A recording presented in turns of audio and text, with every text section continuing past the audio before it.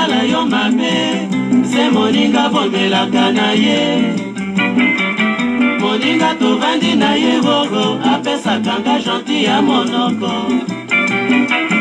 Kasi na motema na ye bogo, azuwanga endemi na ye ya liboso. Akolingaka nga ye, kaka soki ya moninga nazali. Soki napesi ye mokongo, mondoki nyonso ebimi. Soki napesi ye mokongo, mondoki nyonso ebimi bogo.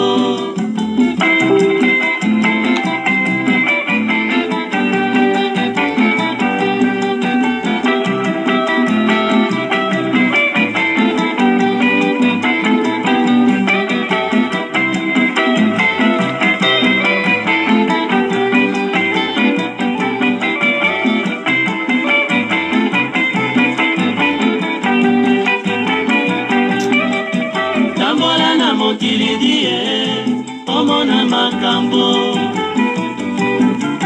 mota kosala yo mabe, se moninga bomelaka na ye. Moninga tovandi na ye bogo, apesaka nga gentil ya monoko.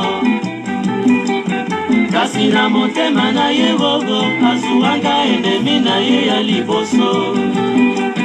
Akolingaka nga ye, kaka soki ya moninga nazali. Soki napesi ye mokongo, mondoki nyonso ebimi. Soki napesi ye mokongo, mondoki nyonso ebimi bogo. Seya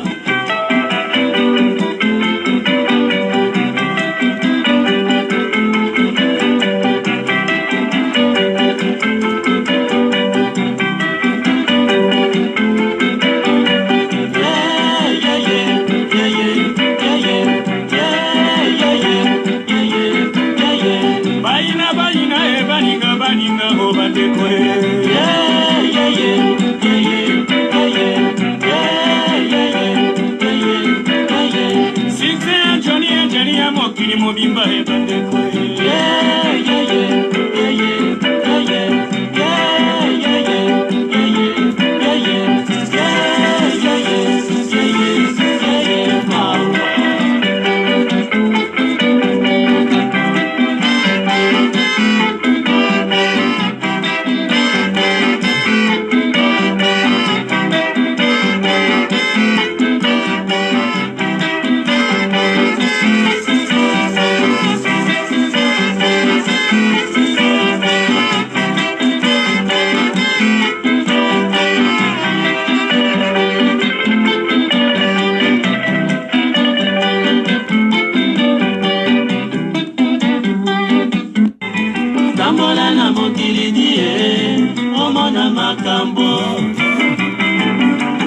mota kosala yo mabe, se moninga bomelaka na ye. Moninga tovandi na ye bogo, apesaka nga gentil ya monoko. Kasi na motema na ye bogo, azuwanga endemi na ye ya liboso. Akolingaka nga ye, kaka soki ya moninga nazali. Soki napesi ye mokongo, mondoki nyonso ebimi. Soki napesi ye mokongo, mondoki nyonso ebimi bogo.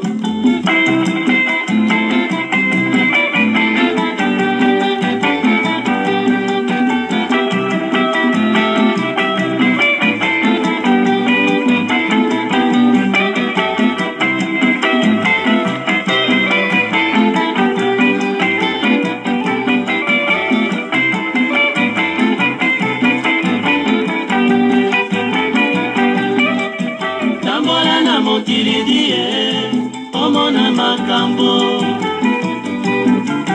mota kosala yo mabe, se moninga bomelaka na ye.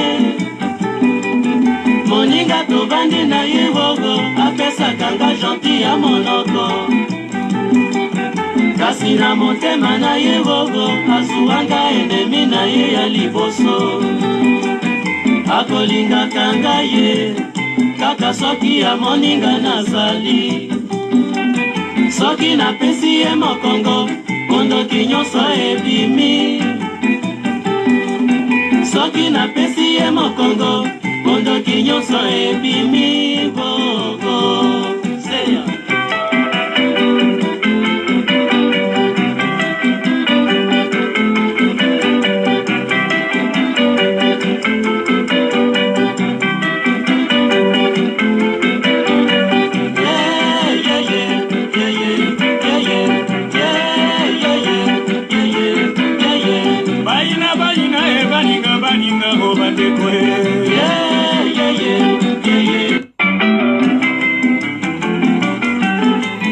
tambola na mokili die omona makambo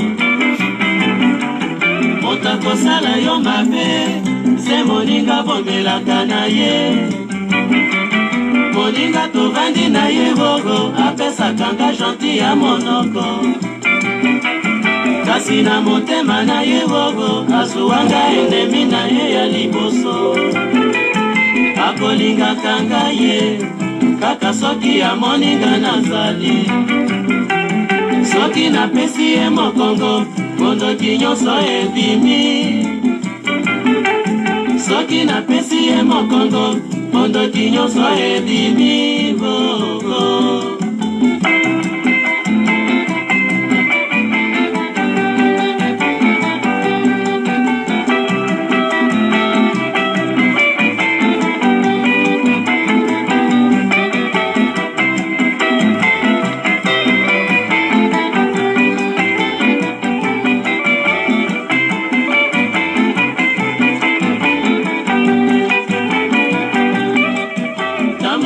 mokili die omona makambo moto akosala yo mabe se moninga bomelaka na ye moninga tovandi na ye bogo apesaka nga gentil ya monoko kasi na motema na ye bogo azuwanga endemi na ye ya liboso akolingaka nga ye kaka soki amoninga nazali soki napesi ye mokongo mondoki nyonso ebimi soki napesi ye mokongo mondoki nyonso ebimi bogo seya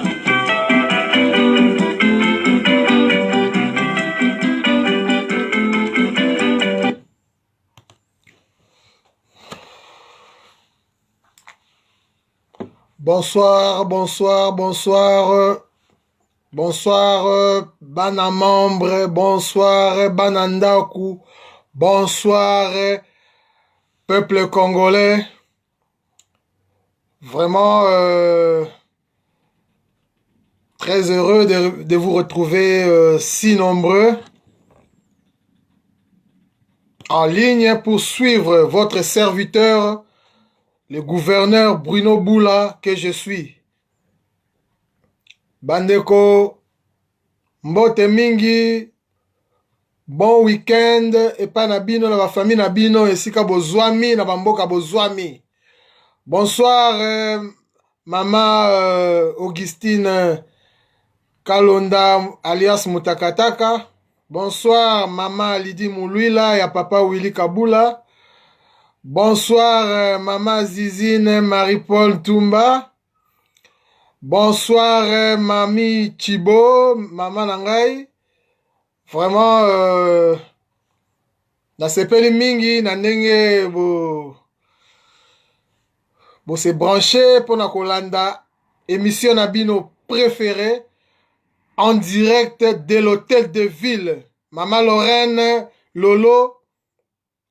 Bonsoir, Namonio. Namonio, tu j'aime mais émission c'est bandit, hein. Bandeko, sans plus tarder, tozo leka na sujet du jour. Donc, sujet du jour, donc thème ya émission ezali. Nani alingi abomela ngai président na aboma président na ngai Fachi. Nani alingi abomela ngai président na ngai Félix Tshisekedi.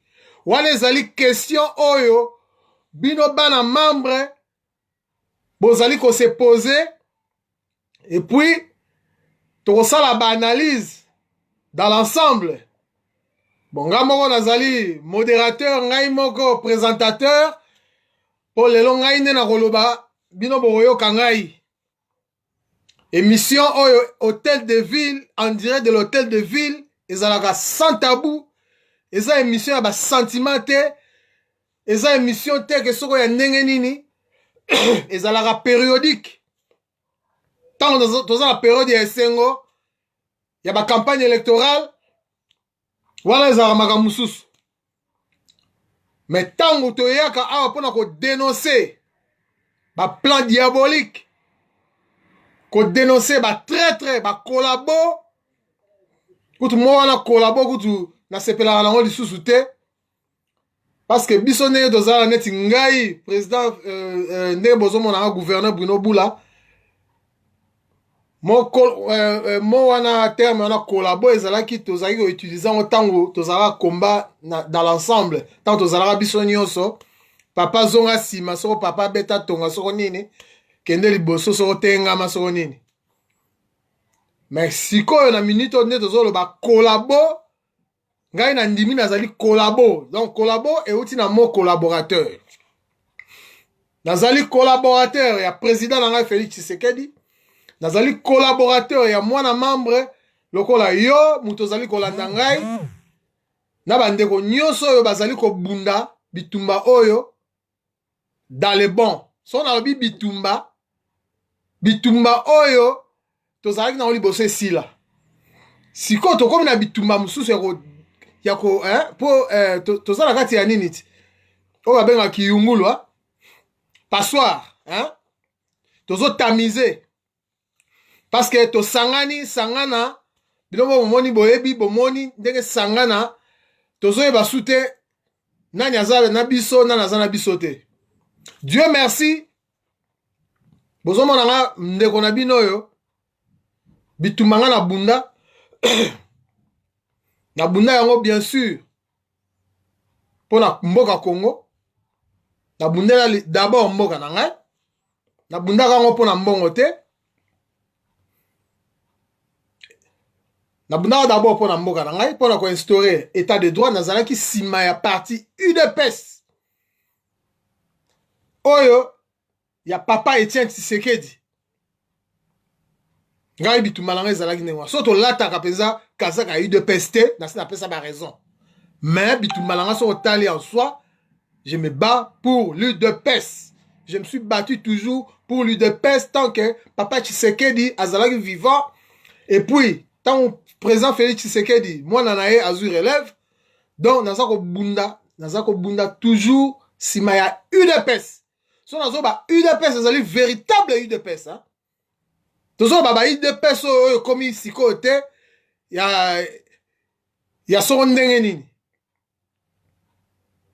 Donc to bundi ngai ndeko na bino na bundi tina na banda suko ko rappeler te ko ko banda ko détailler ba ni non boyebi bitumba nga très bien. Natikala ko lia mongo ya mutu te, natikala ko trahir te, natikala ko tengama te, natikala ko changer langage te. Nazali toujours sima ya idéologie ya papa na biso Etienne Tshisekedi wa Mulumba. Tant que président na biso Félix Tshisekedi oyo azali actuellement président ya Congo, oyo biso to bunda po ye akoma wana po ndenge papa azalaki lisusu te vu âge na ye pe na oyo elekanaki ndenge liwa na ye na ba circonstances nyonso akufeli. Bien sûr que oui, que même en 2005, il y a eu élection, mais na limite na 2000 élection seulement en 2018 que Alinga a la candidat. Sera Zalara vivant. Vous comprenez? Il y a un gars, serviteur Nabino, Ndeko Nabino, gouverneur Bruno Bula toujours dans les bons.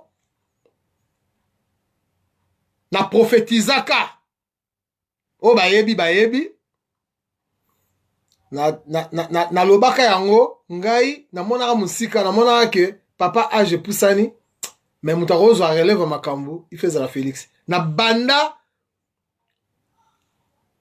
quoi appuyer président Félix Tshisekedi, voilà papa Tshisekedi dans le vivant. Na créé même groupe Moko, na Facebook, groupe on a tiré mais na changé en combo, et ça là soutien à notre futur président de la République, Félix Tshisekedi. Ngana yebisi yo ke bande musu ba benganga, oh non, comment le wana papa za nous vivant, baninga non non non, ouais ça vision na ngana mona. Lelo yo groupe wana na changé en combo et comment soutien à notre président de la République, Félix Tshisekedi. Na base boye bien. Donc lelo bato yo on a yebisi bino ke ba comment ils koloba oh non c'est trop tôt pourquoi boye ba musupe balo ba on peut l'esprit à mabe mais lelo yo bomoni et salami même mon président Fatita la sala groupe voilà na sélectionneur gaé a adhéré na groupe na mona pe jour adhéré na mona pe pas andimaki adhésion na na kati ya groupe lelo ya comme président de la République. Donc et ça pour la roloba que ngai na bundela Congo mais na bundala simaya idéal morobo simaya idéologie ya instaurer un état de droit au Congo. Donc le président Félix Tshisekedi peut a marché dans la même idéologie.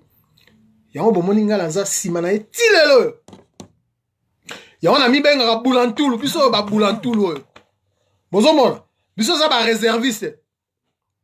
Biso toza ba réserviste po batu mingi ba kamo prino bula mais bitu moyo bunda mais ndenge nini batu batu mususu to yebi bango te. Mais yo ndenge nini oza toujours na touche. Bonsoir Ndeko Léonard Kassanda. Donc so to lobi que toza ba réserviste. Na lobi so botali bien. Na lobi tout le monde te bo kanga bien bo interpréter ma bête.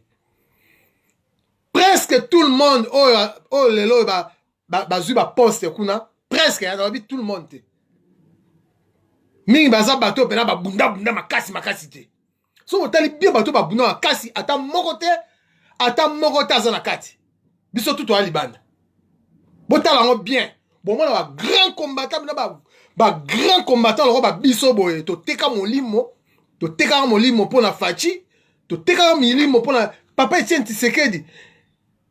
La dernière fois, on a Kenda Kinshasa en 2005. À partir de 2005, Tina Zonga Kinshasa Kaka, na Kenda ki tango to kono kunda papa Etienne Tshisekedi. Na 2019 Kaka. Vous comprenez? Donc, ça a 14 ans. Na nyatara kinte. Pour la raison boyebi. Boyebi ba publication na ngai.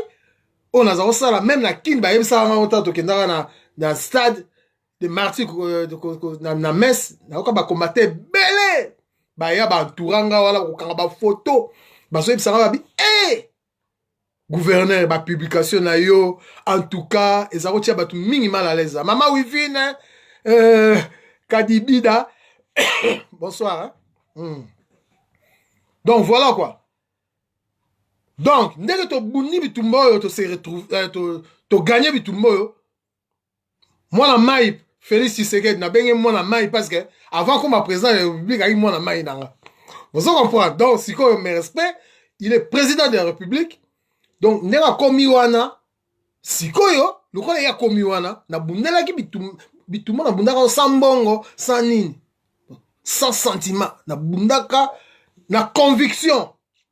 Lelo lokola président Félix a komi wana ne sikonga na lingaki ndenge na yebisaka na zakwa yebisa ye tato zo solo ayebisaka makambo ebele akumisaka na komba na ngai nakoki kobosa na yo te jamais ngai nayebisaka non koloba nanu ndenge wana te tolanda nano ngai na bitumba na ngai ezali mpo yo okoma wana makambo wana totala ngo nsima lelo akomi wana alors ntango akomi wana ngai mpe ifo na se retrouver ngai mpe naza na besoin ya koservir pays na ngai mais naza pressé te yango nalobi ke biso oza baréserviste ebele oyo batie kuna tosangani na changa ba traître baza na kati batu mususu ya ba pareko bazo entourer président na biso batu mususu baza wana na ceinture ya président de la République basolola na bato ya pareko ya ba France to tanga ba kombote ba colonel Tilapia basololaka je vous dis Bato musu ya PPRD baza wana kaka tisiko baza wana. Est-ce que bozon bondimi ke bato wana o bato ba pareko bato ya ba PPRD. Est-ce que bato wana so lelo kingaka ti bengi bango ba proposer bango eloko moko boy. Est-ce que ba obukana? Parce que nde baza ka pembe na ya président Fachi wana. Nde baza pembe ni na ye. Et ça va pas se retrouver. Pour bayebi ke place baza wana le placement le kumu d'après pour na bango ya le kumu ya mbongo banini influence banini. Et bon so kingaka te proposer bango plus que au bazwa. Est-ce que ba céder te? Bandeko bako céder. Alors bandeko maman Thérèse Kolomani bonsoir. Moi na membre bonsoir maman nangai. Kakolongo Benjamin moi na membre na monio. Bon maman sikoyo to kota na maman na likambo. Bandeko ndeka na nosaki. Aujourd'hui moi je ne mettrai pas les gants. Naza maboko polele bomoni na lati gante. Donc oyo koye langa na koloba. De toute façon bosu boye bingai. Ndeka na fonctionnaka. Ça fait longtemps na vandi suna bino boye. Hein? So na vanda nye boye zate ke o te. Tozoro tala tozoro trier, tozoro fouiller ba information pas na linga so na yewa na linga nazala be mission nazala à l'aise hein? na loba makambu mama Nuyasoni Okomo bonsoir hein? Na linga na ya ba information moko ya vrai, ya précise hein? Na linga mama Marthe vérité des urnes na monio. Bonsoir. Na linga présence à information à kafu pour na yao. Na royate le quoi ba tente musu ba yaka ba information moi à lokuta et puis après tant au mona ke maramo ya lo ba yeza na lokuta o la yata à s'excuser hein à s'excuser que non ba ndeko bo s'excuser na maramo na lo baki jour wana za bongo te non ba otika na et puis lobi sous sa zongi a yeso na maramo lokuta mais ba tondenga na bozo landa bango au mona 30 000 vues 50 000 vues. Bozo landara bango. Non, moi je ne fonctionne pas comme ça. Nga linga na réunir pendant ba information pesa ya kafu. Loko na réunir ma ba information. Ya ngo bomoni nga sikoyo na ye devant bino pour to mekana nous ko partager. Bandeko. Nani alingi abomela ngai président na ngai Félix Tshisekedi. Voilà question du jour. Bonsoir, Papa Nick Trésor. Nani alingi abomela yo président na yo Félix. Ndeko oza kotala ngai pe oza koyoka ngai. Bandeko. Bomoni neti ngai nde bozo mona ngawa. Politique on a côté là en classe te. Na côté la politique classe te. Politique on a apprenant on kaka boye kaka ndeko bozo mona kotanga et puis ndeko to koma la Facebook oyo hein ko partager ba article. Ponga na tanga trop hein, na tanga trop ba bomona na partager ba article na ya bani po esunga peuple que bolo ba comment esunga peuple boye ba quand même évolution en mboka makambo ezole ka mboka. Vous comprenez, je lis beaucoup. Je lis beaucoup. Hein. Natanga trop. Et puis papa a botanga na ebité so ezali don. Na baza o baebi. Mon père azara politicien. Tatango ya Kasavubu. Auto kufa il y a 1 an passé. Dans septembre année passée, à l'âge de 95 ans. Donc azala ka pensionné. Mais azala mukonzi munene. À l'époque, il y a Kasavubu. Azala président en cour de compte. Il y a gouvernement à Moïse Tchombe. Pour Azala la partie, Azala deuxième vice-président, il y a parti, il y a Moïse Tchombe, Zaki, Basala Konako, hein, Konako. Et puis la partie, Azala, la partie, moi, la Bakamita, tout Pesa, Kala, au Bayebi, histoire au Congo.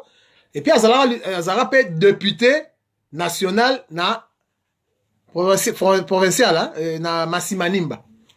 Voilà, donc père na zaka politicien so bet na Google bon mon na même moi ba makambunae. Donc na éviter peut-être politique on peut monsieur ya na ya makila hein bon. Papa Noël, Maman Noëlla Kalombo Mboui, bonsoir. Hein? Oui, na olobela bango. Bon, voilà. Nani abomeli, alinga bomela biso président Fachi. Donc, nangina lobaboy, bandeko. Nga so na moni information, ba information, nga mukolo ba tchai kaka, makambo ya crash ya avion. Ta on atangi kaka. Bandeko, soko nebo yebi nga nenge na fonctionnaka. Na komaka ngo déjà. Lelo yo, les faits me donnent raison. Nga na boya ki kondima thèse wana, na boya na komako plusieurs fois. Thèse de attentat, na ekata ki yango. Na boya ki yango. Na boya ki kezali attentat. Et na boya ki kezali peut-être thèse ya crash, plutôt ya accident. Na boya ki yango. Na ndima ki yango te. Tant na tangi na komi ko tanga na omona côté boba komi bo côté na yo ça comprendre rien. Oyo eza makambo mususu. Ya bomona ki na boya ki ngabi non, oyo ezali attentat, ezali crash te, ezali accident te, faux et archi faux. Mais nazo kama bande ko mususu, je ne sais pas. Ndé na lobika nga na tanga rato na tala rapé ba vidéo trop ya bande ko bon. On va ça la banalise na bango on va ça la banalise bien ya côté na biso bazali mais côté mususu na mona ki moi ba fay mke mi va se poser la question va poser question à qui pourra profiter les crimes si Fachi était visé donc était mort crime wale linge profiter na nani bandeko n'a posé une question. Mais la réponse est claire. Réponse est claire, bandeko. Crime wana elingere profiter na batu ya FCC. Point barre. Crime elingere profiter na bango. Ba misu bazolo ba. Bandeko la biso mususu ha. Bon na loba on espère bien. Na oki ba misu balobi non. Kabila Rosa et Laurent Néouanate parce que ndeko die donné la main. Mon membre bonsoir, namonio. O Kabila Rosa et Laurent Néouanate. Pondenga zali wana yemo okutu aza sous protection ya Félix Tshisekedi. A Rosa et Laurent Néouanate. Ah! Mais comment on va réfléchir ndenge wana bandeko? Comment on va réfléchir ndenge wana? Bandeko, bien que Kabila azali protégé par président Félix Tshisekedi. Oui, nayebi. Mais protection eza ndenge nini? Protection eza ndenge nini? Est-ce que protection ils ont empêché Joseph Kabila akutana na batu ya FCC? Ils ont empêché Joseph Kabila akutana na tamu moma na kingakati. Ils ont empêché Yakutana na Lambert Mende. Ils ont empêché Yakutana na ba généraux oyo toyebi ba Tango Fort nani ba John Numbi ba qui ça ba tumsuso ba Henri Mova hein? Est-ce que protection oyo président Félix azo apesi ndeka azo protéger Kaname entre guillemets. Est-ce que protection wana et ils ont empêché que Akutanana Janine Mabunda, il y a parlement, il y a président à parlement. Ah mais non. Bandeko. Nazo yebi Sabino, président Abso Félix Abiki na liwa. Nazo lingolo bango na vidéo te na zelangi nanu. Nazala pena sur na ba information parce que jusque là bandeko avion wana ba retrouver yango. To juste comme information sûr que avion ba retrouver yango et Panzani mais boîte noire eza ko mona na te. Boîte noire et avion ezo mona na te. Boîte noire ezali boîte oyo Ndenge boyebi boîte noire quand même, hein? Ndenge accident, eza récepteur moko boye, au cas où son accident salami, yango enregistraka ba mouvement nyonso ezali na kati ya avion, na base boyebi, tina na relatant oyate.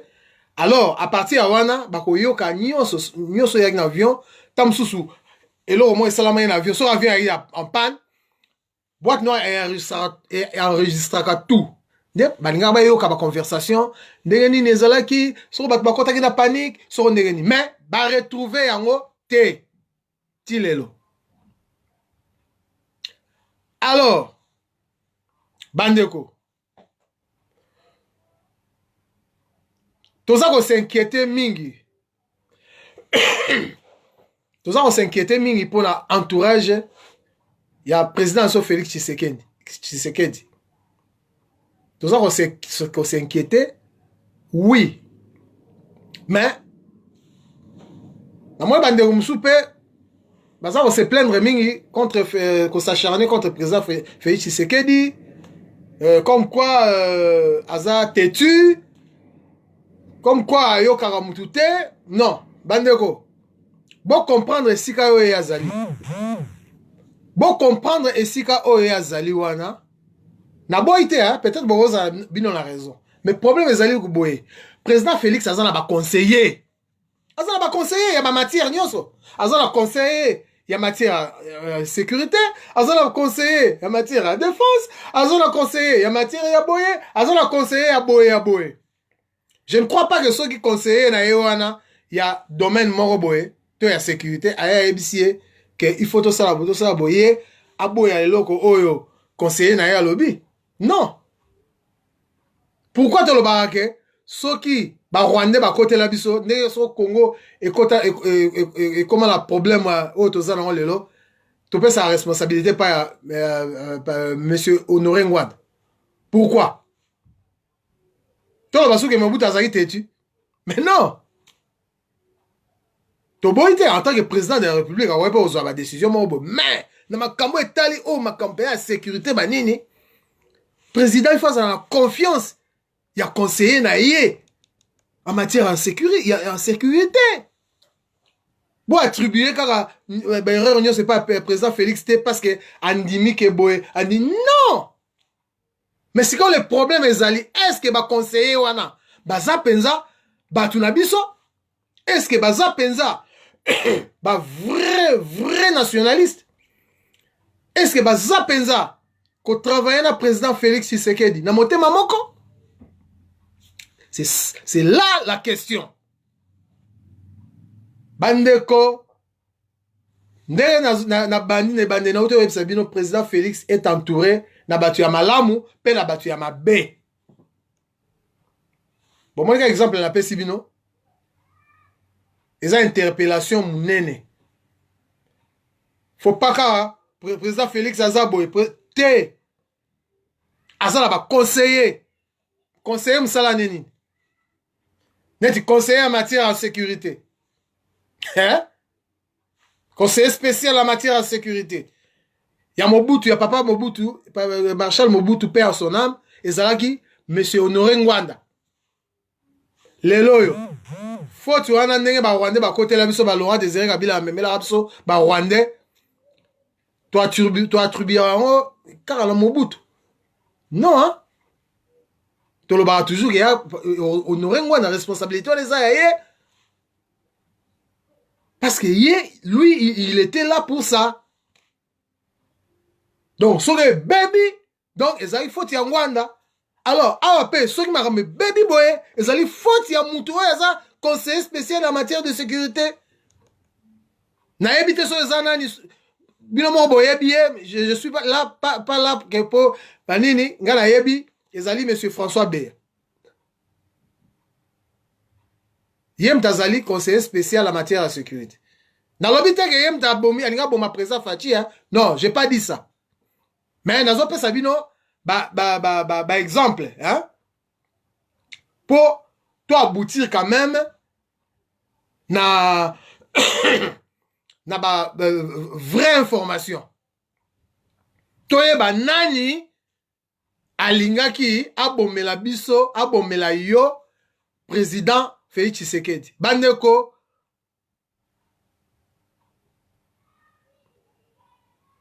ngandeko na mino ozomona nga mikolo nyonso naza tranquillité.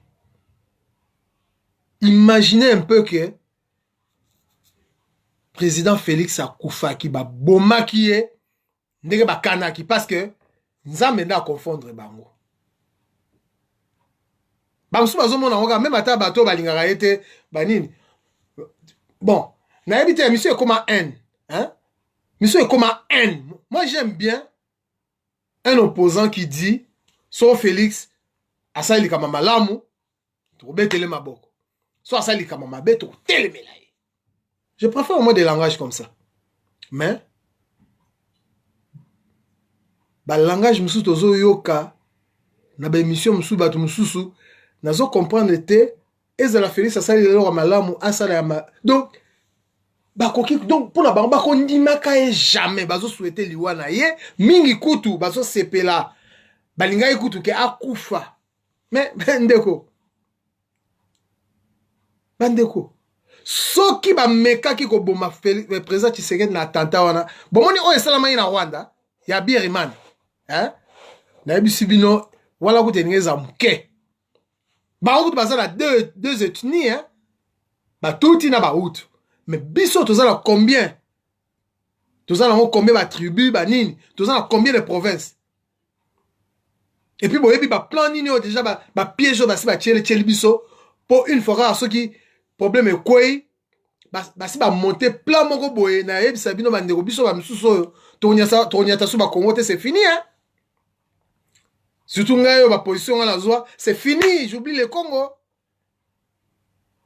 mais ba misuso bazomona on black ezala yo ndeko ya pareko ezala yo ndeko ya lamuka ko souhaiter te que likamandingo na comme la Félix Tshisekedi ke ba bomaye ndenge linga ba bomé l'avion tonga tozanga mboka wana c'est fini bana na bino balinga ba interpeller bino quelques années après tant balinga ba yoka la vraie version ya makambo bandeko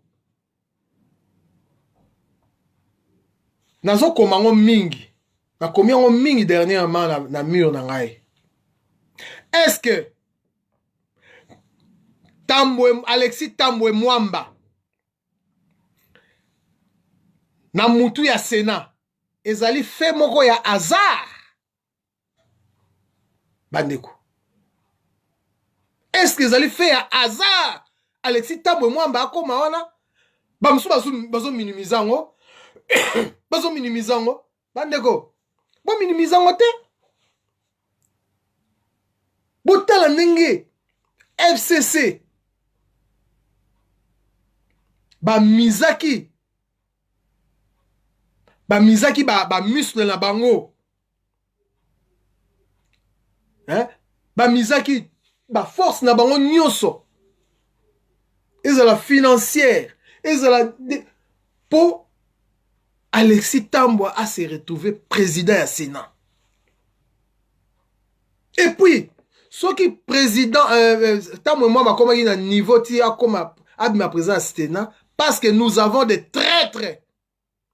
Tous la traître na kati ya UDPS ba traître. Na otangela bino ba komona ba kala mingi ta.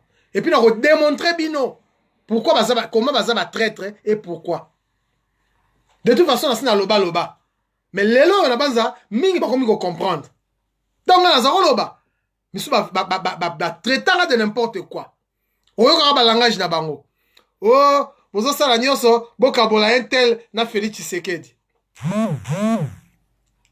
Oh, bazo sala kaka nyonso bandeko. Dès la lobby, je ne mettrai pas les gants. Vital Kamerhe, président UNC. Président et UNC, Vital Kamerhe. Bien sûr, tous en a une alliance. Mais, Bamakame Belezoleka, na kati ya cabinet ya président de la République, tous en a information belé. Ngai, naza la confiance na été. Nasina le bagage dernièrement. Na ko démontrer bino bandeko. Soki bomeki kaka neti likama 15 millions bandeko. Il y a 15 millions qui disparaître. Bozomona, binomoko. Oh, l'argent est là. L'argent, oh, mais l'argent est là, il est où?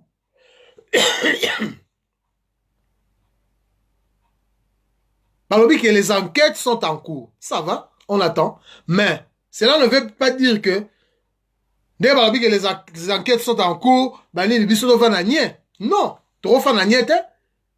Il faut là, on fait tout là, to kanisara 15 millions, la biso et kenda wapi.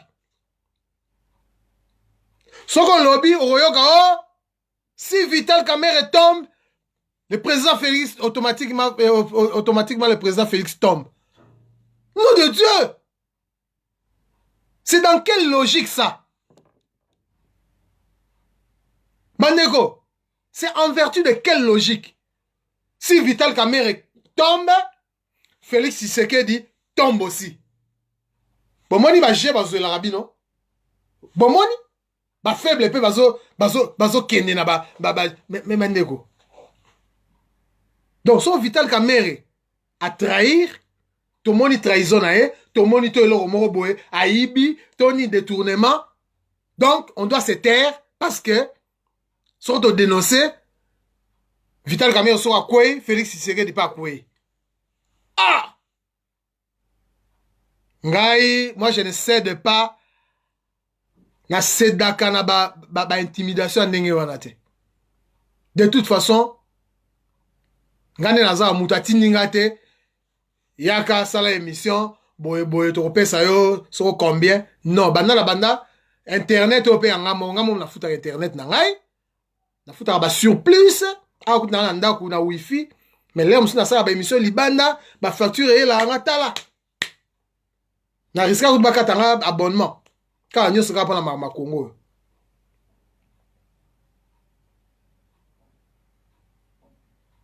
Si Vital Kamerhe tombe, Félix Tshisekedi. On m'a dit que Zouabino, bazo esprit na bino.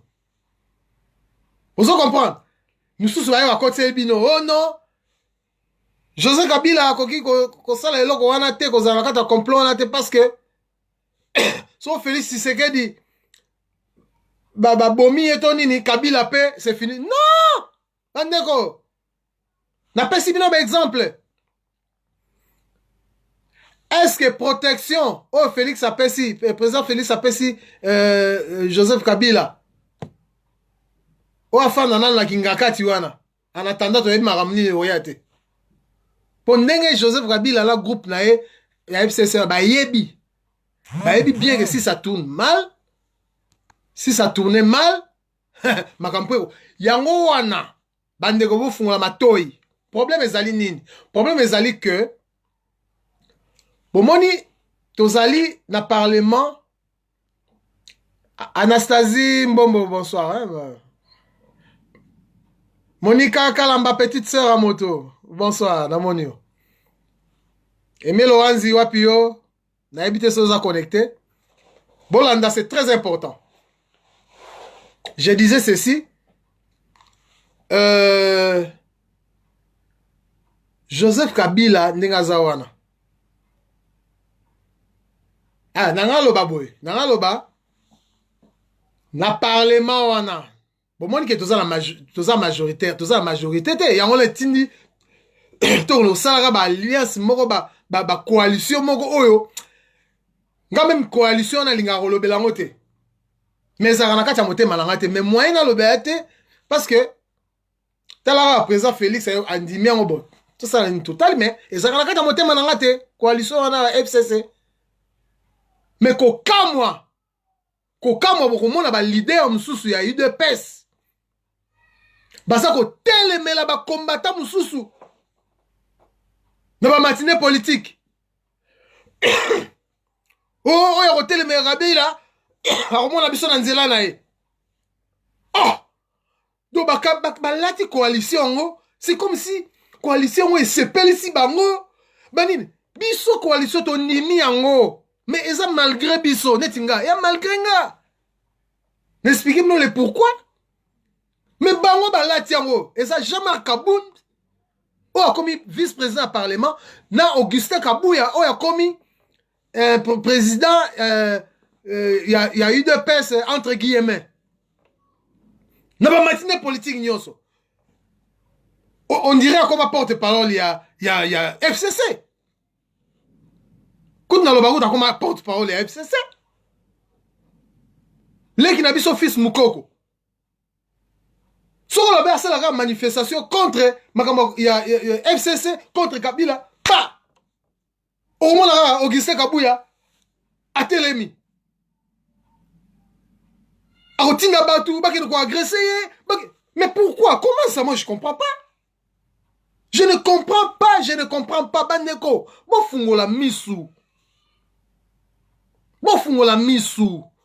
Bozoumou na makambo les autres des pères. Janine Mabunda, président parlement, vice-président parlement, Jean-Marc Abound. Comme par hasard, il y a quelques mois passés ici, il y a eu un député qui insultait le président de la République, Félix Tshisekedi. Jean-Marc Abound Azalaki en avant hier. Mazali, président AI a eu de pèse. Donc, Azali, il y a eu de pèse dans le parlement. Toyo qui a ana été. Tant que dénoncé, malamoko, Azali au courant. Ma préparer les moko dernièrement, na bosse so ezali ndenge nini, Azali au courant. Actuellement, na oti ko tanga, batindenga dépêche moko awa, que bazo sa la manœuvre moko na parlement pour babimisa le monsieur il s'appelle comment encore, donc ba modifier loi la carte à parlement pour ebimisa bazwa moyen ya ko bimisa donc bon excusez-moi non tousser pour permettre bango ba kene ko changer bon mouton a remplacer Corneille Nanga azala moutou ya FCC. Est-ce que vous comprendre? Alors tant bazo sala complot wana Jean-Marc Abound azala ko mona raté azala ko yo raté. Ça c'est jouer avec des pieds des gens hein? Bandeko Tambo Mwamba, président ya Sénat. Sikoyo, on a parlement bazo modifier loi pour bazwa mutu ya FCC a remplacer Corneille Nanga na Seni. Vous comprenez nga? Bon. Attenté salami contre président Félix Tshisekedi. Bandeko vous comprendre le caractère. Bon moi plan la monde basalaki. Plan la bango ezalaki. Donc, banda likambo wana ke ba modifier eloko wana banda kala. Comme ça, so ba éliminer président Félix Tshisekedi. Allez. Ngala yebinde ba sala te. Peut-être mon boulot linge bi masima 26 mois calme, semblant de calme moko boye. Allez, ba multinational ba tche maboko, ba nini, allez, ba la lisi biso ba pongi. Si Matam Mwamba a remplacé président Félix Tshisekedi comme Yazali président Sénat. Après, bah, il va organiser l'élection. Si on a l'élection, on va organiser président Seni et aux Asuko Moutouya, FCC Oyo Bazolinga, Batia wana combo na ye na nota quelque part comment Moutouya on a ébi payé. Comment il s'appelle encore Bon, Ekoya Sima. Donc voilà. Bon, mon plan. Et puis, si vous remarquez bien, depuis Makambo, il y a vu un salami. Silence radio y a battu à FCC. Silence. Parce que, bah, raté, kuna bango. Bon, moni. En tout cas, je m'excuse beaucoup. Nous souhaité, bah, condoléances. Mes sincères condoléances vraiment dans la famille. Oyo. Bakufisaki ndeko na bango mwana na bango tata na bango oyo akwei na kati ya avion wana mais moyen toyeba pe vraiment bato oyo bakufi te bon nayebi ke chauffeur ya président comme un certain maréchal bon nga mpenza personnellement natikala koyeba ye te mais namona ye bafoto na ye bon esali kaka même mpasi vraiment bacondoléance na famille na ye bon le reste oyo bakufi nayebi te soki eza banani mais na souhaité vraiment bango bacondoléance parce que ndenge ezala mpenza message na nga ya liboso mais nabosanaki bon yango wana naza koloba bo bandeko na kati ya likambo oyo ya avion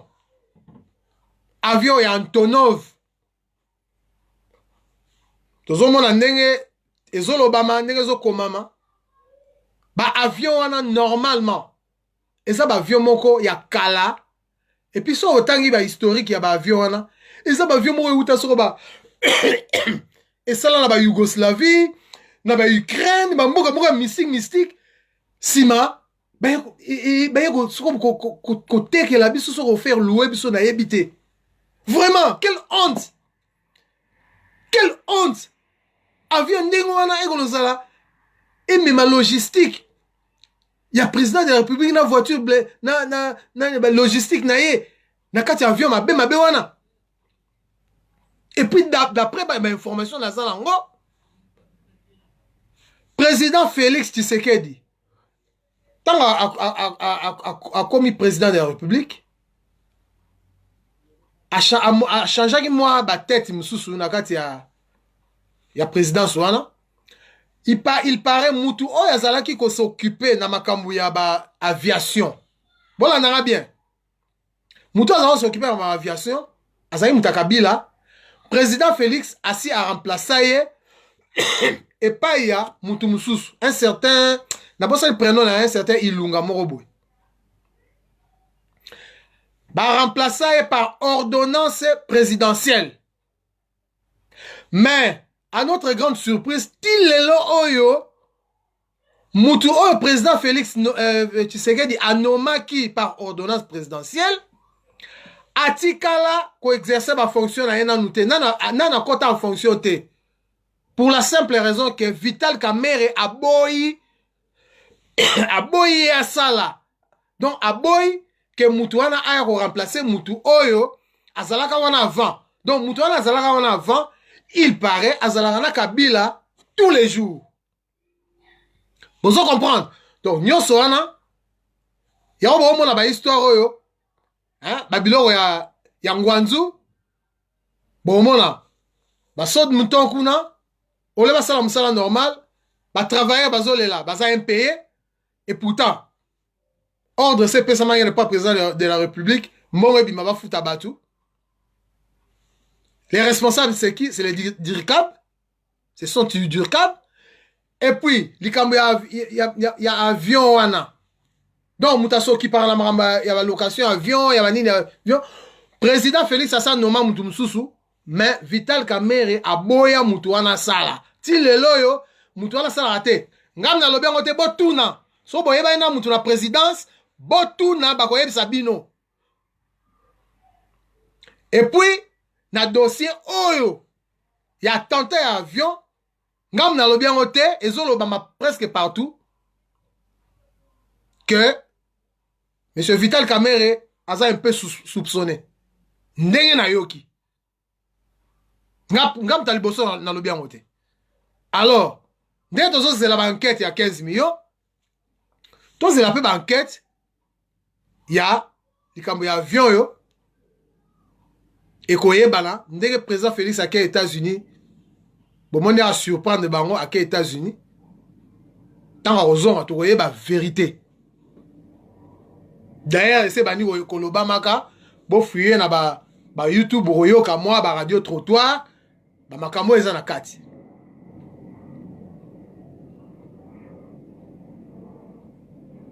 Pourquoi bali ba assassiner président Félix Tshisekedi?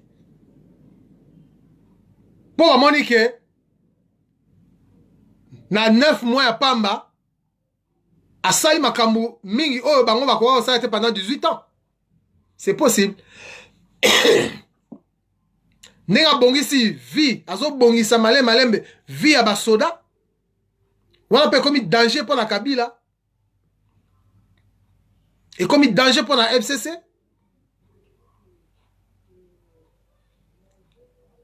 Balingi ba assassiné président Etienne Félix Tshisekedi. Pour pas ça dans dossier à 15 millions. C'est aussi ça.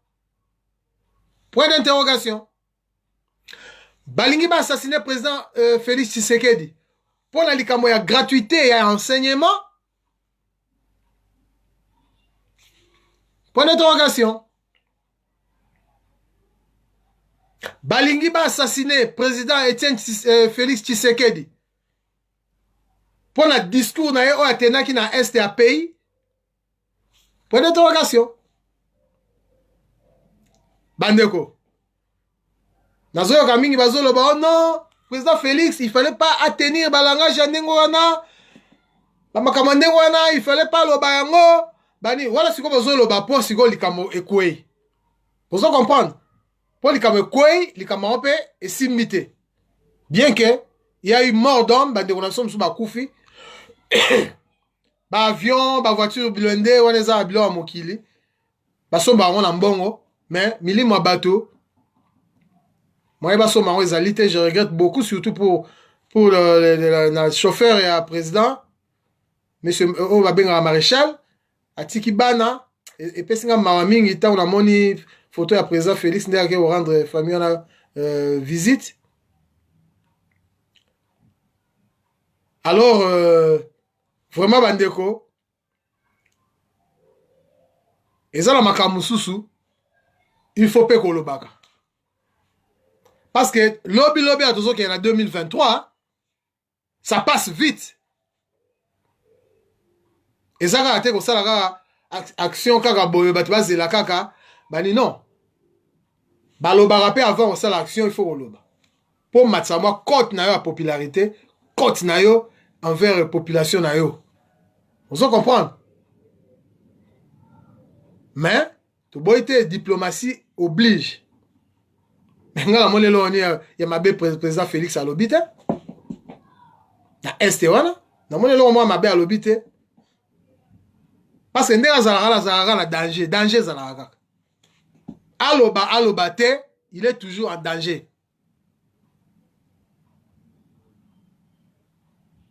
Mais, au moins, il y a un moins modéré par rapport à papa Etienne Tshisekedi. Vous comprenez?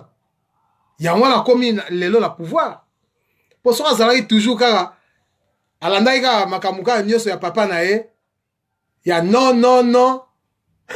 Mais tout le monde a une tête ya kongote. Mais, ils attendent que soit on dit moi makamuko boye. Que aboua qui sa makamio so papa Nazara qui non. Un nationaliste fonctionne comme ça.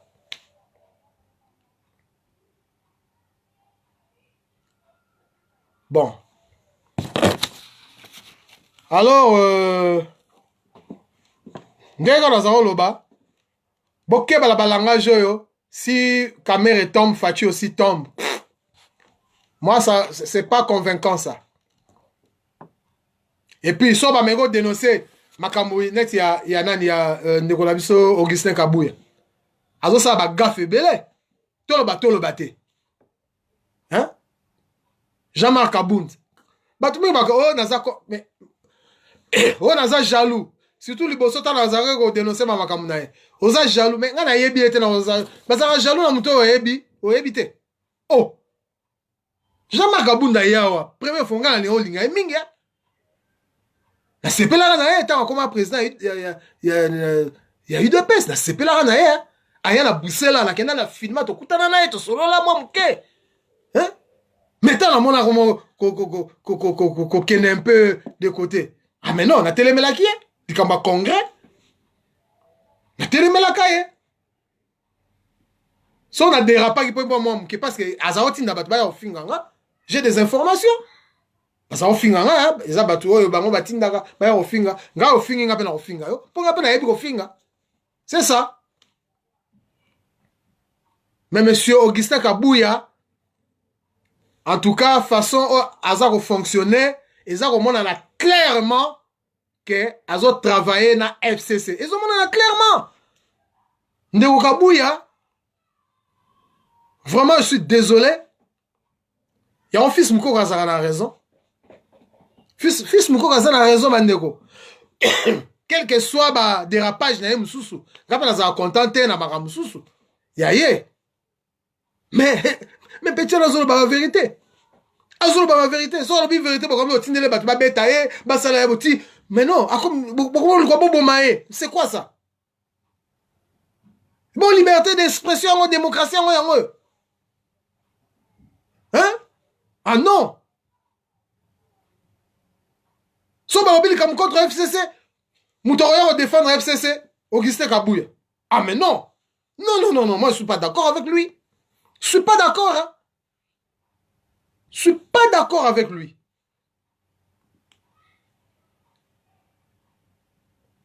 Bandeko, excusez-moi parce que les lobes, dans une poste de émission, non, il faut na loba. Il faut na loba. Et puis, presse présidentielle. Presse présidentielle, tu as besoin d'informations. On a partagé l'information. Normalement, on a un site qui a l'information, mais l'information, il y a la présidence de la République, et il y a toujours un retard. Vous préférez plus que publier ma photo à président qui est maquillé, président sur le téléphone, ou ma photo ne ma vidéo. On n'a pas besoin de ça, on a la vie privée. Tous on a besoin de vie privée à président de la République dans les réseaux sociaux. Presse présidentielle, s'il vous plaît. Bon, ça a une information, bon, ça a une photo, na esika oyo, président Félix, école oyo ezalaki boye, tala commission boye. Quand Kokolo ezalaki boye, botala ba photo. Botala ba bandako ya quand Kokolo ndenge ezalaki. Allez, siko botala bandako ya quand Kokolo ndenge komi. Botie ba photo ya liboso, botie ba photo ya mibale. Oya ya siko. Et puis, ba hôpitaux ya quand Kokolo bokangi, botie ba photo ndenge ba hôpitaux ezalaki liboso, si ba botie ba hôpitaux ndenge président Félix abongisi, ndenge ba bongisi yango botie. Côté ba bongisa banzela, bolakisi banzela ndenge ezalaki. Tala banzela ndenge ezalaki après tala ndenge komi. Wana batu ba toromona penza que oui. Batu ba penza que oui, vraiment misala zo salama. Mais bozo laksa rien. Kaka président Vanina azo sur la Costa Omari. Bozi bo filmer pas bo balancer dans les réseaux sociaux. Ba document confidentiel à présidence pas bo mission dans les réseaux sociaux. Tozo comprendre était. Président bazo kate souki bo publier dans les réseaux sociaux. Président bazo maquiller bo publier dans les réseaux sociaux. Mais je ne comprends plus rien. N'habitez sur les presse présidentielle ou bien vous avez infiltré moko boye baza permet la présidente de Borsa la Maramwana. Ça je sais pas. Ça je ne sais pas. Vraiment bon mécanisme nous pour améliorer ça dans la bino. Tous en contre binoté, to lingine to mona misala ya malamu. Po tozo yoka trop. Et puis tozo yoka la délégation présidentielle. Voilà to na roya robeta 7 mikoleza roya. Il faut nous avoir information on a besoin vraiment vraiment très bien. Il paraît que Bangulu est dans la délégation présidentielle. Magami Bangulu, Batumusu Bakomi ko pesa bambongo, bazo kotsa bangona délégation présidentielle, bazo pesa bambongo. Il paraît, mais nazo luka pesa nazo pena ba information pesa, ba n'est pas déjà dans la piste. Dans la piste, il y a vraiment ba preuve. Malasima na roya, na robima na koloba na otanga na ba kombo. Je m'en fous. Ngai, na banda ko buna bitumbo, na banda ko dénoncer, bakabila wala banini, na tikala ko banga te, bon na banga, kaka kati na biso mona ko banga, na banga na. Na banga te, au boudenga, je m'en fous. Moi, je travaille pour mon pays. Je suis derrière mon président Félix Tshisekedi, parce que Azali o nzambe atindeli biso. Alors, so nzambe apesi yo eloko, eza exemple, mwasi obotaka te. Nzambe apesi yo mwana. Il faut qu'on entretenir mwana wana malamu. So qu'on entretenir mwana wana malamu te mwana wana akufi. Okasi nzambe ozwa suze, apesi su occasion zwa zemi obota mwana mususu. Ah non, hein? Au moins, on a eu un meilleur raté. Parce que, au batelaki, et là, on a appelé ça. Alors, président Félix, pour appeler conseil dans le ça, ndeko nangai, mwana mai nangai, président nangai, oyo bazala l'occasion, ya solo la naie, parmi bao bazota langai, boye bisaye boye que Nzambe alingi mingi. Nzambe apesi mokumba monene. Mais ameka ko bebi sa chance wana te. Azana mokumba monene amemi. Et ce n'est pas pour rien. Nzambe apesi bokonzi wana.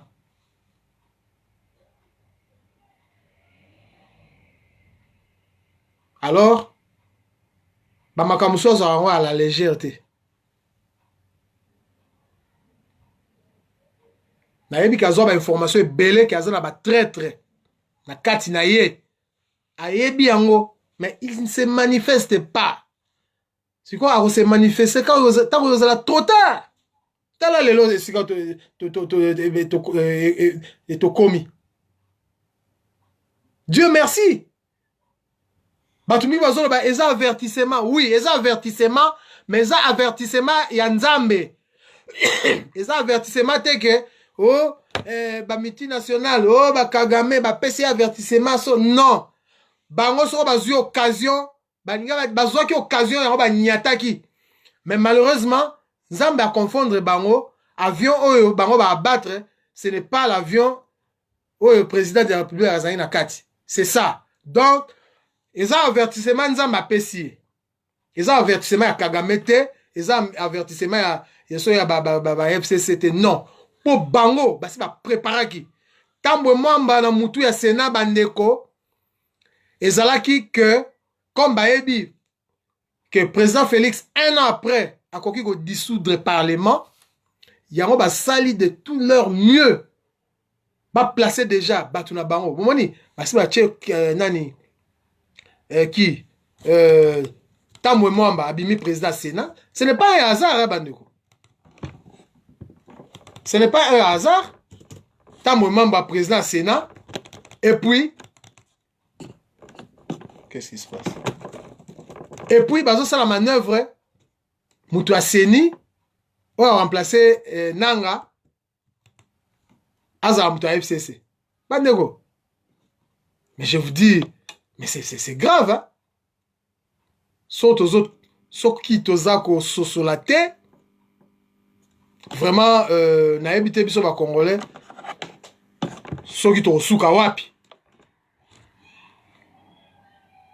Ce n'est pas un hasard. Ce n'est pas un hasard de retrouver M. Tamwe Mwamba à la tête du Sénat.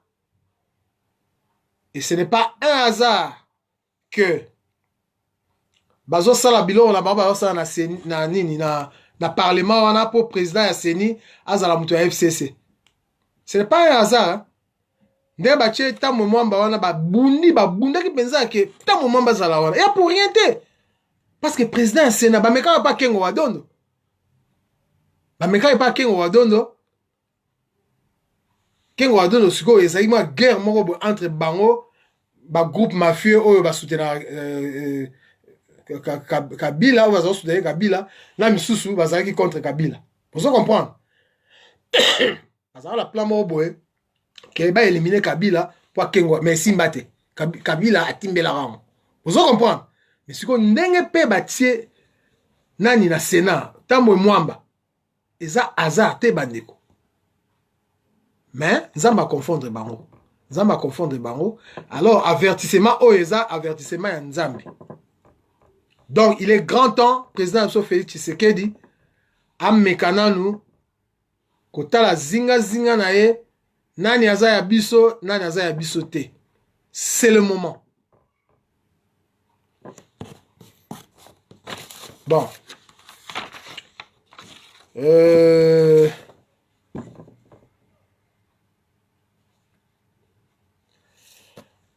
Yango nazwi sous information moko na banza batu mingi bazo bamoni na Facebook awa.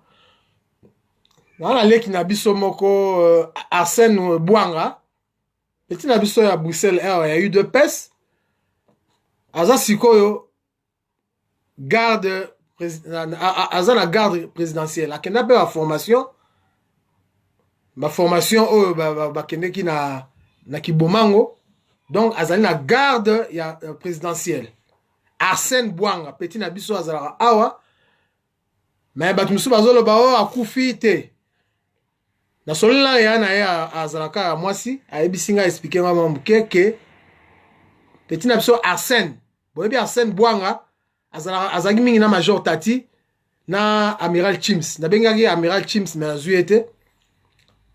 Donc leki na biso wana azui problème il paraît ki ko attaquer na ba militaire moko donc batumo bazaki bien armé na ba tenue militaire. Je sais pas ce qui s'est passé ba bêtier ba balle. Ba bêtier 2 balles na liboko. Ba sali tout ba extraire quand même ba balle en haut. Koutou bazo luka ba évacuer azonga awa na Belgique pour la baswa. Bon bandeko, bozo mona makambo ngo aza na garde présidentielle hein. Tala elo basali petit Arsène, c'est quoi? Wana c'est ça intimidation. Bozo mona ba meki ko attaquer avion ya président Félix, siko tala ba komi na ba garde rapproché ba garde républicaine ba komi ko landa petit na biso Arsène wana Bouanga. Ba bêtier masasi na liboko ipare. Mais bateau ba bêtier masasi banani. Isaka batuka ya ba FCC. Donc bandeko to minimiser te affaire euti kokoye la biso. C'est très sérieux. C'est très sérieux, c'est très sérieux. Mais la base nyonso nazali na pour le moment yango wana. Na beta sete likambo ya UDPS. UDPS doit se doter d'un congrès. UDPS, il faut ça la congrès va élire nouveau président. Il y a UDPS parce que ça ne va pas. Triomvirat, il faut et ça la main. Monsieur Augustin Kabouya, vraiment je suis désolé. Ça contre été, sera aligné comme président UDPS. Basa la élection, basa la congrès, après sa candidature, na ce qui a robima président, soit va voter pour vous, soit à capable, va voter pour vous, à l'écart président, ça va, mais il faut l'écart légalement, ce n'est pas un président intérimaire que nous avons, et puis bazo travailler toujours en connivence, on est sur le même langage, parce que sur le moni, voilà penza eza analyse dans la salle et puis et c'est correct. So au moins nous tous ensemble comme le langage moko na bato ya ngambu alors mabe koti. Mabe ekoti. Parce que fils mukoko mabe ni eloni ya mabe fils mukoko wa sala a lobaka. Eloko ni ya mabe petit na lobaka. Na benge petit parce que ça petit na ngai.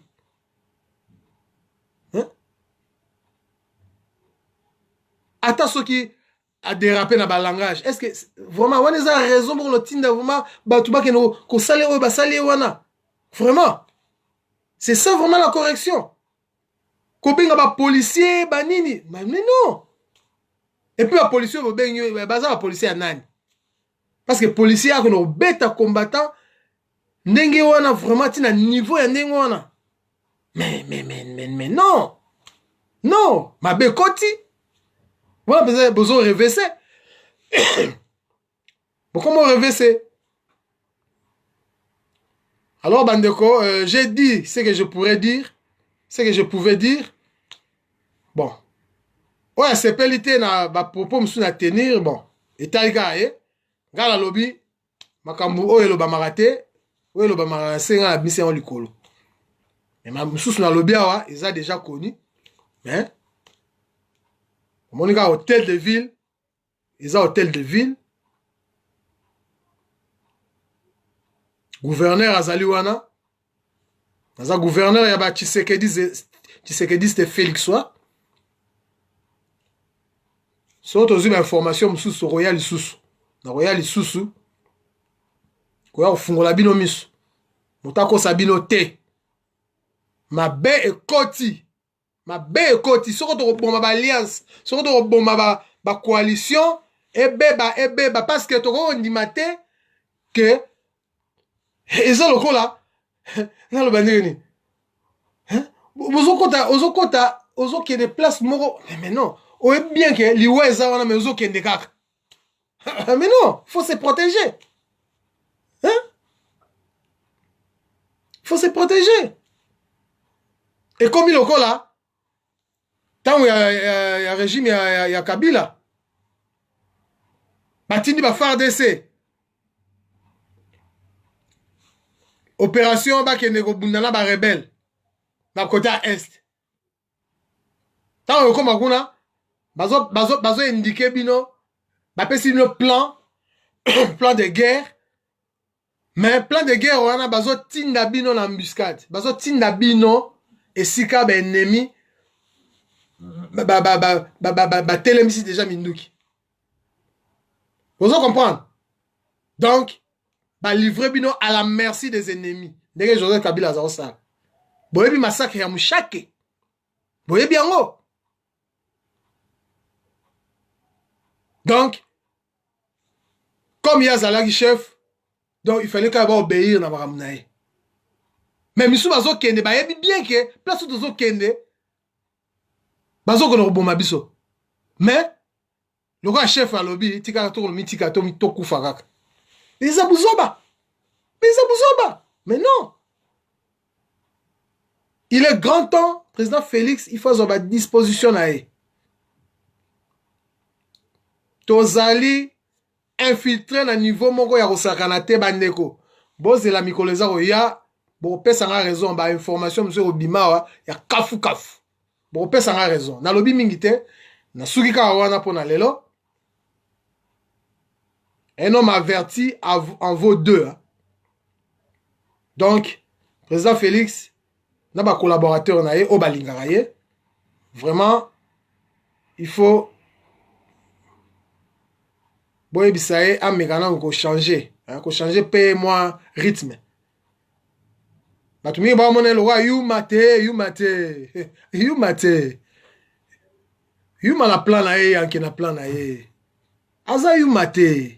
Mais eza problème de na expliquer que aza la ba conseiller msou baza ba traître. Vous comprendre? C'est ça. Parce que yo tie conseiller wala muta conseiller le bino salabo a salani.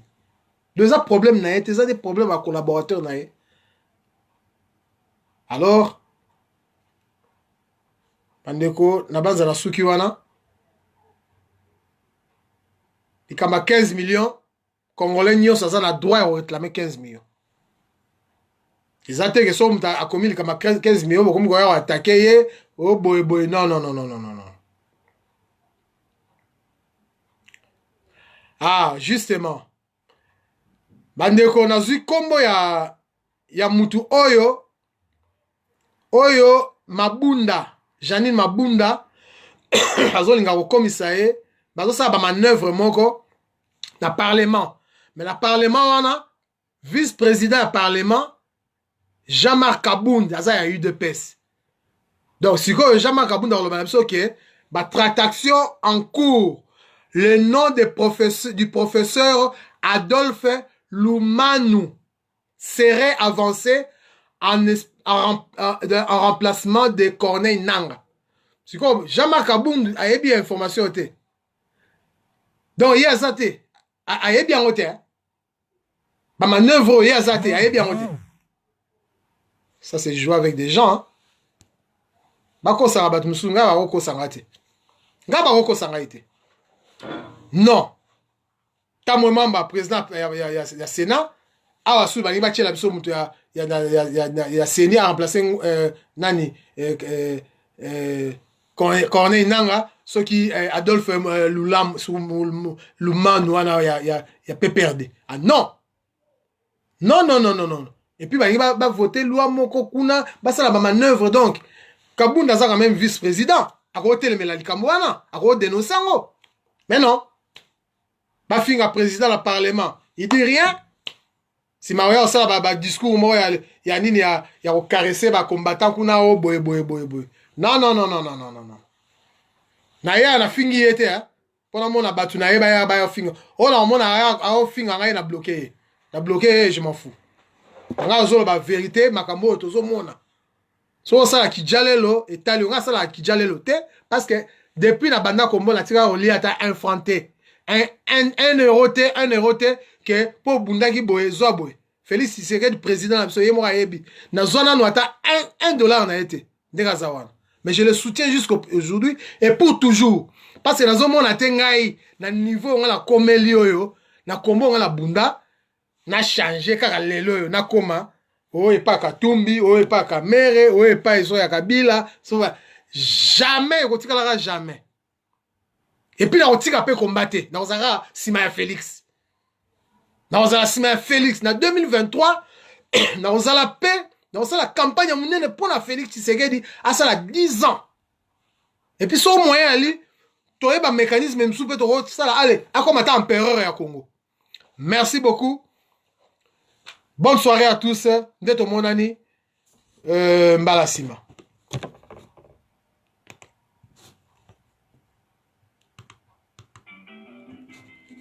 Bandeko boyoki nzembo na chaki ne bandeli hein. Tambola na mokili omona makambo. Yo mabe se moninga bozalaka na ye. Moto akosala mabe se moninga bozalaka na ye. Apesaka nga gentil ya monoko. Moninga bovandi na ye opeso gentil ya monoko. Moninga malamu. Bonsoir mama na ngai. Cadette Mouteba, bonsoir. Emmanuel, Moussouamba, Sabine, bonsoir. Emmanuela. Vic Nkolian Bongo, bonsoir. Ah. Bonsoir, bon week-end à tous. La Kokoka président Félix T. Azamwana Mukishi, Etienne Tshisekedi Wamulumba. Bobomi tata, bobo malamwana, jamais. Zamba on permet en haute. Mireille Lassa, moi membre. Mireille Lassa, moi membre. MTC Viva. Didi Moului là. Y'a papa Willy. Cléophas Boukassa Ouachimanga.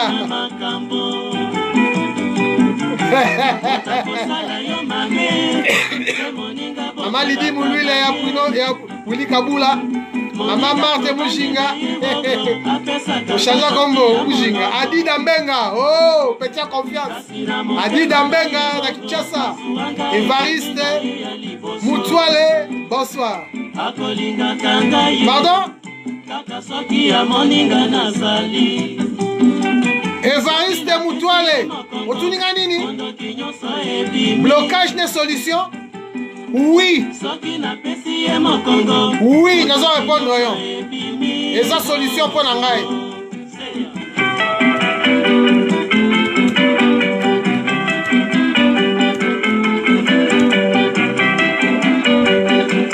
Évariste Moutouale.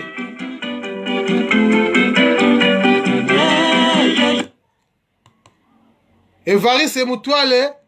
Ce qui est monique blocage. Que si on a bloqué Moutou à Fingingai, et sa solution t'es pour yo. Alors, là, tu commences à encourager les antivaleurs. Hein. Voilà, ils ont risqué que tu y en d'ailleurs, ils ont bloqué aussi. Moi, je rigole pas. Dans ça, bah, mi belé, bah, aux élanga. Vous avez la chance. Namoni au solo bien pour j'aime. Merci. La prochaine fois, vous voyez la langage j'en ai parce que tu as le conseil de guerre. Mon frère Evariste Moutouale, quand il y a un biloko makamba boye tenga nazoloba yozoloba na su blocage solution ah siko ngai siko naza zoba pona na loba ndenge wana muta ya ofinga na miro na tika olingi ngapa na nazongisa to banda koswana naza na tante je bloque le blocage c'est une solution pour moi. Merci beaucoup hein. Na base de comprendre. Merci beaucoup. Bon week-end à tous hein. Bon week-end. Cédric Katende, tu as confiance?